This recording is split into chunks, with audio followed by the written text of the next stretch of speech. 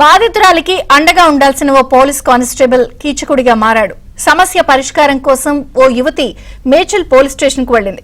అక్కడ crime branch విభాగంలో constable గా పనిచేస్తున్న సుధాకర్ రెడ్డి సమస్య పరిష్కరిస్తాను అంటూ యువతికి మాయమాటలు చెప్పి ఆమె ఫోన్ నంబర్ తీసుకున్నాడు.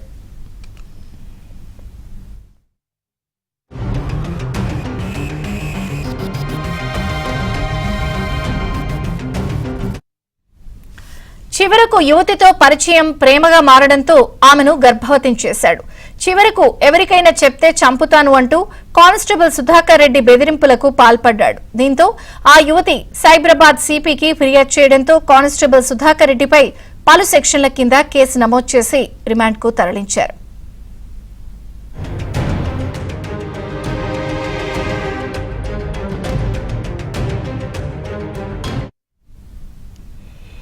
ఇక కానిస్టేబుల్ కీచకుడిగా మారినటువంటి ఘటనపై మరింత సమాచారం మా ప్రతినిధి ప్రవీణ్ అందిస్తారు. ప్రవీణ్, కానిస్టేబుల్ సుధాకర్ రెడ్డిని పోలీసులు అరెస్ట్ చేసి జ్యుడిషియల్ రిమాండ్ కూడా తరలించడం జరిగింది. అయితే ఒక యువతి తనకు అప్పులకు కావచ్చు, మరోవైపు డబ్బుల వ్యవహారానికి సంబంధించి పోలీస్ స్టేషన్ కి వచ్చి వాళ్ళు ఇబ్బంది పెడుతున్నారంటూ కూడా కంప్లైంట్ చేయడానికి వచ్చినటువంటి యువతితోటి తాను మీ సమస్యను పరిష్కరిస్తానంటూ కూడా పరిచయం చేసుకొని ఆమె ఫోన్ నెంబర్ తీసుకున్న తర్వాత ఆమెను ట్రాప్ లో పడేశాడు. పెళ్లి పేరుతోటి అతను ప్రేమాయణం కొనసాగించాడు. తనకి ఇంకా పెళ్లి కాలేదని చెప్పి ఆమెతోటి పెళ్లి చేసుకుంటాను, పరిష్కారం కావాలంటే ఒక అడ్వకేట్ ద్వారా ఈ సమస్యకు పరిష్కారం చూపుతాను, అడ్వకేట్ తన ఇంటికి వస్తున్నాడు రావాలని చెప్పి ఇంటికి పిలిపించి ఆమె పైన అదే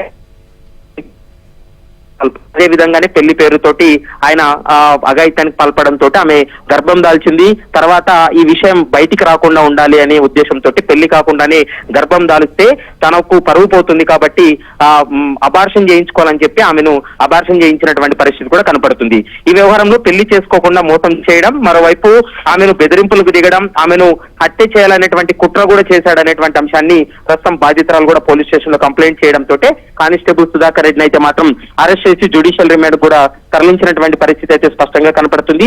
SC/ST అట్రాసిటీ కేసును కూడా నమోదు చేశారు.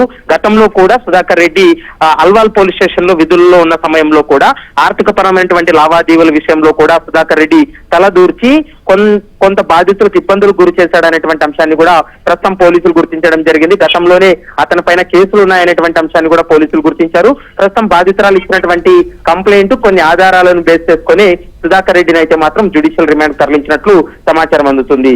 విజయచంద్రిక. Thank you Praveen.